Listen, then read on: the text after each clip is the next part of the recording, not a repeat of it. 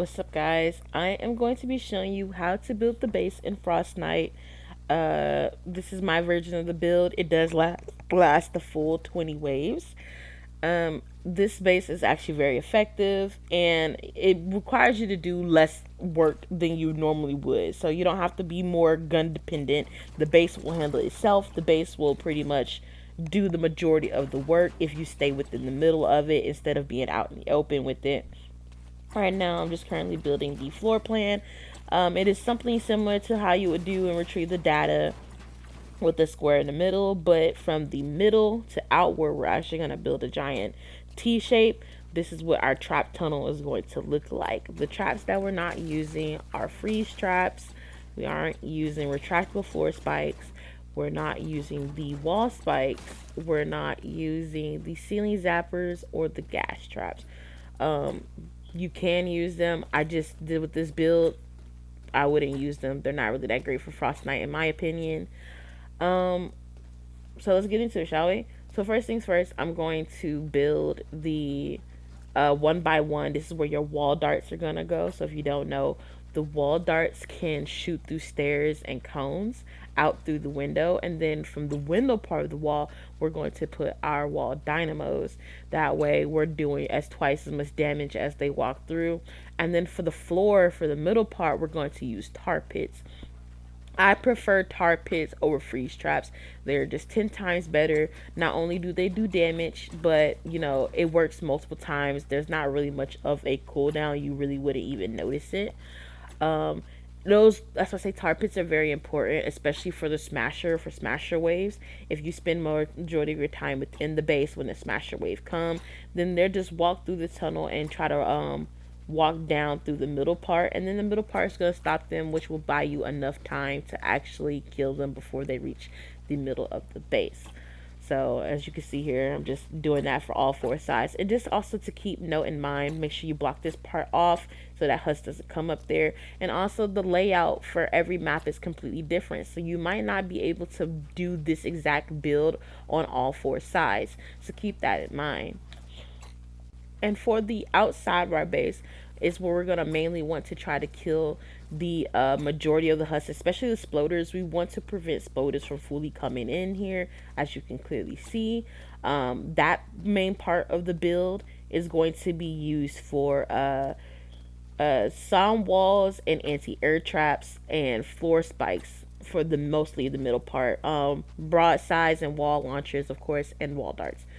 Now we're working on the second layer. The second layer is just for support. There's not much that really goes on to the second layer of this build. It's just mainly to support our ceiling. The reason why I said that we're not using, the gas traps and the ceiling zappers is because, if a sploder blows up, that is your ceiling gone. By building up 2 high and 3 high, the sploders can't blow up your ceiling traps. Your ceiling traps is what's really going to carry you through Frostnite. So say like if the bottom part, let's say the base part, bottom part of your build, it kind of takes some heavy damage. Those ceiling traps, they're gonna still be killing. They're going to protect you. So we're just adding a bit of protection. So if something does happen to the bottom of our base, we'll still have our top of our base, still standing, killing the husks that are coming, through. If you don't know, we're going to be using ceiling fields, and we're going to be using the drop traps. The ceiling fields hit in a 2x2 radius, and they also hit too high. They can hit from 2 tiles high. That's why we're using that. And then the ceiling drop traps, you can technically place them 2 times up. You can place them 2 times up off the ground, like 2 tiles high. But for this build, we're gonna do 3. That way, we just because it also will add for like extra protection against flingers and lobbers. It's kind of like a double kind of thing. I'm adding walls right now to this T part of our build, and the reason why I'm doing that is so that the lobbers and the flingers can't throw their trash. That's what I call it. so they can't throw their trash onto the part where the ceiling fields are. So that's what that's there for. Okay, and as for the middle part, as you can see where this middle part where this metal is right now, this is the middle part of the area of your build. This is where you're going to put your defenders. You also could put defenders right here on the T part as well if you want to. I prefer you to put them in the middle though. Your anti-air traps and your defenders are going to go here. The defenders you should use obviously is a sniper with a neon sniper bow, or the obliterator, and then at least one melee defender up top. And the reason why is because if a flinger does manage to get their trash up there, the melee defender will be able to obviously kill them. The anti-air traps are going to do a little bit of damage, but it's not going to kill them. So the melee defender is going to finish them off as they come up. And then also it'll allow the sniper defenders to, you know, still focus on the husk down below. So I'm just showing you right now. This is what the overall what the build should look like right now. For the top and bottom layer. And now we're gonna get into the third part, which is the lobber shield. Now this part is optional. You can just build straight up with the metal. I prefer metal this way that the flingers, they have to do a little bit more damage in order for that lobber shield to break.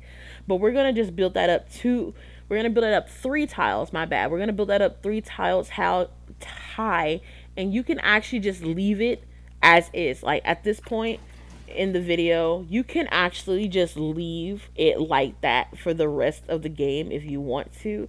But I am adding extra defense to the build. So you can technically leave it just like this and the build would technically be done except for the last part, which I'll show later in the video. But I'm just going in filling in the rest of these little cones. You can technically build up one more high as well. This next part, like I said, is very optional. You don't have to do this. I did it because I usually do it in my build, but you don't have to. It's just adding another layer of protection from the flingers and lobbers. I know some people prefer to just build straight up. I actually like using obviously floor pieces to stop them from throwing their trash. I think it's a little bit more effective than the stairs in my personal opinion. But like I said, you can just keep building straight up. It's completely optional. It's your choice. you know um and you're just gonna see me just fill in all the little gaps on all 4 corners each side in X, Y, and Z.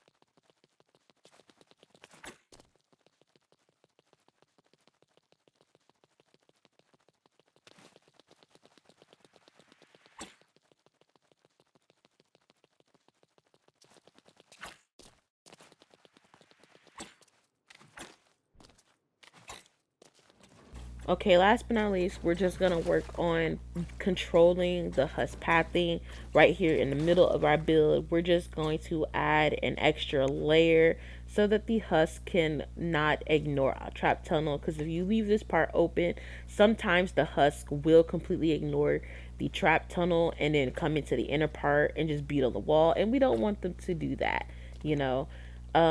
It's like you did all this hard work to build a way for them to walk through and die, and then only for them to completely negate it. So we don't want that to happen. So I'm just repeating this process on all four sides.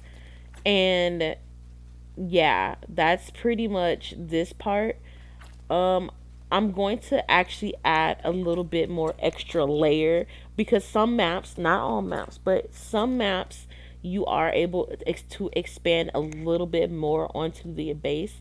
So if you are able to, I actually do recommend expanding a little bit more on the outside. I would suggest you keep putting anti-air traps and putting your floor spikes. If you want to practice this build, the map code is up on the top screen, right where you see there. You can practice this build if you like, but I hope that this video and this build will be very helpful for you. Like I said, it does last the full 20 waves. This is what the overall build looks like. I know it looks big, and it probably, you might think, oh, I'm not gonna be able to build all that in Frostnite. Trust me, you will. You will be able to. It's pretty easy, simple, and it also very effective. So thank you for watching.